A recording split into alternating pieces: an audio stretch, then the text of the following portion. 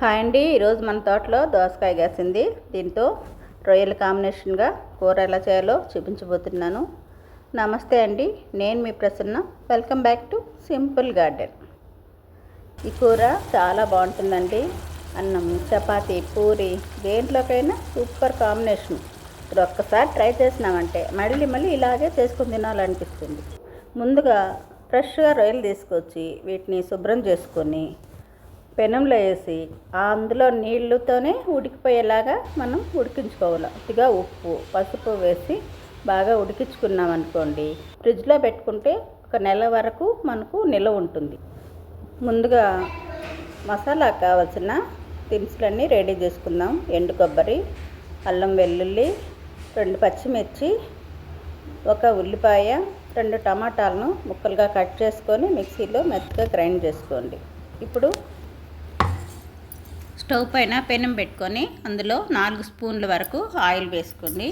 Whole garam masala, కొద్దిగా జీలకర్ర వేసుకొని ముందుగా సన్నగా కట్ చేసి పెట్టుకున్న 1 ఉల్లిపాయ ముక్కలు, కొద్దిగా కరివేపాకు, కొద్దిగా పుదీనా కూడా వేసుకొని ఈ ఉల్లిపాయ రంగు మారే వరకు వేయించుకోండి.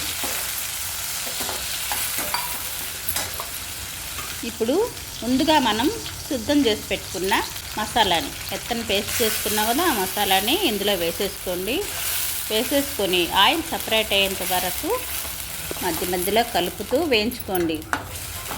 ఈ స్టేజ్లో కొద్దిగా పసుపు, మీరు తినే కారాన్ని బట్టి కారం, ధనియాల పొడి, కొద్దిగా గరం మసాలా, మీ రుచికి సరిపడినంత ఉప్పు వేసుకొని ఈ కారం మసాలాలన్నీ కలిపేలాగా ఒకసారి బాగా కలుపుకోండి.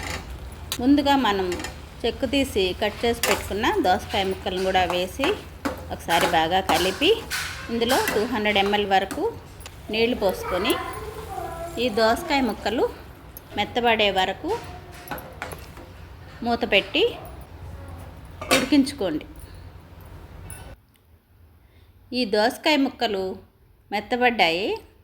ఈ స్టేజ్లో మనం ముందుగా ఆవగించి పెట్టుకున్న రొయ్యలను కూడా ఇందులో వేసేసేయండి. నేను ఈ రొయ్యలతో పాటుగా ఒక 4 మామిడికాయ ముక్కలు కూడా వేసుకున్నానండి. మేము నాన్ వెజ్ కూరల్లో కూడా మామిడికాయ ముక్కలు వేసుకుంటుంటాం, చాలా టేస్ట్ ఉంటాయి. మీకు నచ్చితే మీరు కూడా వేసుకోండి, లేదనుకుంటే మీరు ఈ మామిడికాయ ముక్కల్ని స్కిప్ చేసేయచ్చు.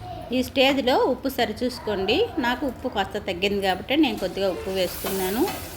మూత పెట్టేసి మధ్యలో కలుపుతూ ఈ కూరని ఆయిల్ సపరేట్ అయ్యేంత వరకు ఉడికించుకుంటే మనకు ఎంతో సింపుల్గా టేస్టీగా చేసుకుని దోసకాయ రొయ్యల కూర రెడీ అయిపోతుందండి. చూసారా? నచ్చిందా మీకు?